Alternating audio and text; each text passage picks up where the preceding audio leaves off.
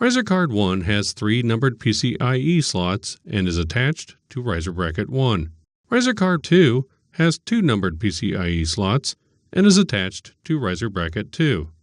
The process for removal is identical for both assemblies. To remove the PCIe adapter, remove the top cover. Press the release button and then lift up on the cover latch.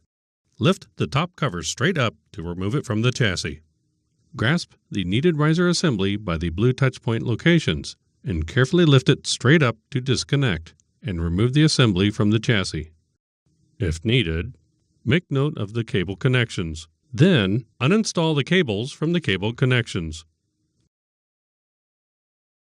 If there are any PCIe adapters installed, pay attention to the slot number on the connection of the riser card.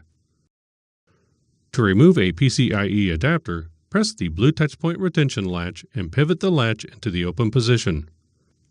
Grasp the PCIe adapter by the edges and pull it straight out from the riser card connection.